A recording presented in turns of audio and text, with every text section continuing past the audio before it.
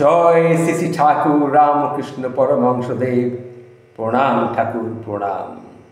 স্বামী বিবেকানন্দ একবার বলেছিলেন, শ্রী রামকৃষ্ণের একটি মাত্র চাহনি মানুষের জীবনকে বদলে দিতে পারে, আর তার স্পর্শের যে কি অমোঘ ক্ষমতা তা তিনি তো নিজেই অনুভব করেছিলেন। মনে পড়ে হাবু দত্তের কথা। তখনকার দিনের বিখ্যাত সঙ্গীত শিল্পী হাবু দত্ত সম্পর্কে স্বামী বিবেকানন্দের খুড়তুতো ভাই ছিলেন তিনি। এমন কোনো নেশা নেই যা তিনি করেননি, তাই তাকে আবগারি দপ্তরের সম্রাট বলা হতো।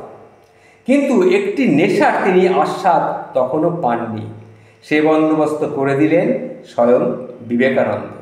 শ্রীরামকৃষ্ণের স্পর্শের নেশা, ঈশ্বর প্রেমের নেশা। কাশীপুরে শ্রীরামকৃষ্ণ তখন ভীষণ রোগে শয্যাশায়ী, শেষ অবস্থা। সেই সময় হাবু দত্তকে সঙ্গে নিয়ে স্বামীজি এলেন তার কাছে।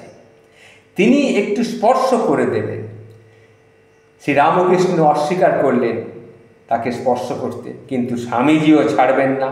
যাকে নিয়ে এত কাণ্ড সেই হাবু দত্ত কিন্তু নির্বিকার, তার এসবে কোনো আগ্রহই নেই।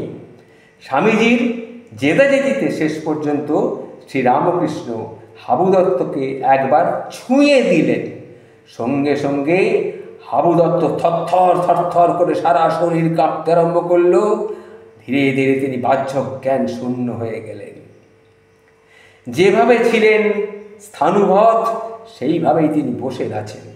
অনেক সময় তারপরে কেটে গেল, তার স্বাভাবিক অবস্থা আর কিছুতেই ফেরে না। স্বামীজিও খুব চিন্তিত হয়ে পড়লেন, এই কি মারা গেল নাকি? অবশেষে মোক্ষম অস্ত্রটি প্রয়োগ করলেন। ধাক্কাধাক্কি করতে করতে বললেন, দাদা ওঠো, দাদা ওঠো, তোমার জন্য গাঁজা তৈরি করে রেখেছি, ওঠো দাদা ওঠো, খাবে না? গাঁজা খাবে না?